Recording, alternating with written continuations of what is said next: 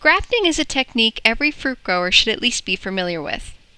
Today we'll take a closer look at performing a bench graft so you're able to propagate your favorite varieties onto the rootstocks of your choice. We'll start by discussing some reasons why we would want to bench graft. Then we'll go through the steps of performing a successful graft. We'll conclude by talking about what to do with the bench graft once the union is formed and you have a new two-part tree. Let's begin with the reasons for bench grafting. First, bench grafting allows for optimal cambial contact between the scion and rootstock, making for a strong union that heals quickly. It allows us to preserve scion wood from older varieties that are hard to find, or new chance mutations we'd like to test. By grafting to a dwarfing rootstock that comes into production much earlier than a standard or semi-dwarf rootstock, we can evaluate or enjoy eating the new fruit more quickly. Keep in mind if you're working with an older variety, it could have latent viruses, so it's best to order certified virus-free wood from a reputable nursery.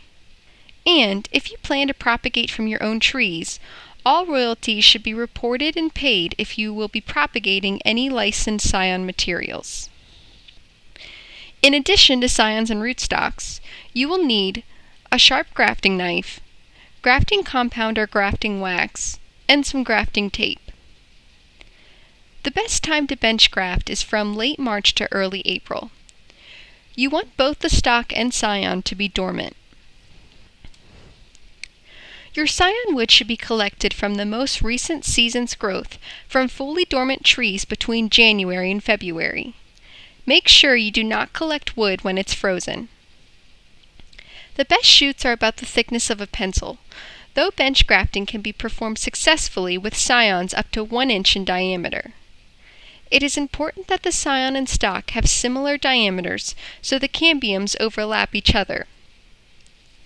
Start by collecting 12 to 18-inch sections from straight-growing vertical shoots and wrap them in moist but not wet sphagnum moss. In addition to keeping the scion wood from drying out, the sphagnum moss has antifungal compounds to prevent the wood from rotting.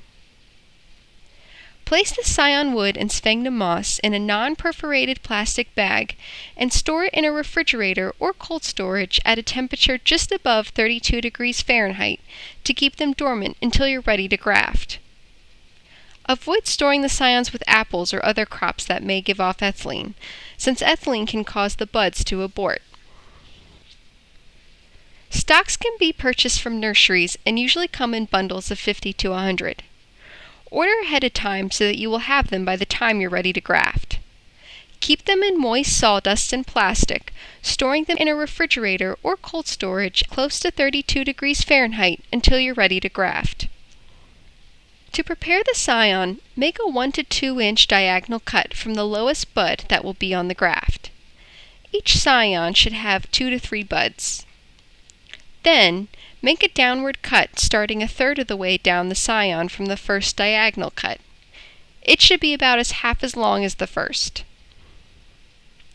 Make similar cuts to the top of the stalk, starting with the diagonal cut up through the stalk.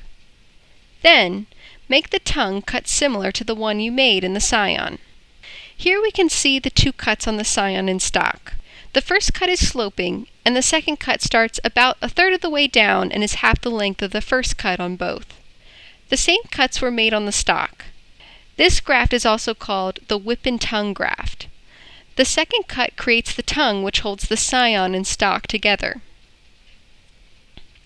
When we bench graft, it's important that we try to match the thickness of the scion with that of the stock, as this will help ensure that the cambium layers of the stock and scion line up when they're joined. If sizes differ, be sure the cambiums line up, as this will ensure good callus growth and healing of the wound. Once you've made your cuts, insert the scion into the stock. The tongues of the stock and scion should interlock, bringing the two into close contact. Cut off the top of the scion, leaving 2 or 3 buds.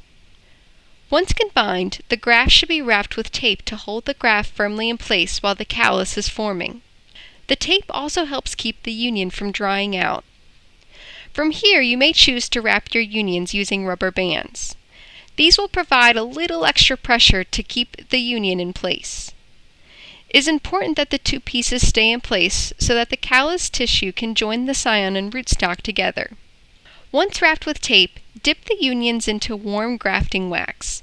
Make sure the wax isn't too hot to avoid damaging the cambium cells. The wax will help seal the union and prevent the graft from drying out. Rather than using wax, another option is to seal the graft using a latex-based grafting compound. The wax will also help keep the union from drying out. Once you've grafted your trees, store them in a cool, moist area for 7 to 10 days in moist aged sawdust. After a week, the stock and scion should begin to produce callus tissue. In the photo on the left, we see how the union looks about a month after grafting. In the middle photo, the scion bud has already broken. Bench grafts can be planted in the garden or a small nursery at a close spacing for a year or two before being planted in the orchard. Extra care should be taken to ensure the trees remain well watered to prevent desiccation of the union. After a year or two, the union should be completely healed and your trees should be ready for planting in the orchard.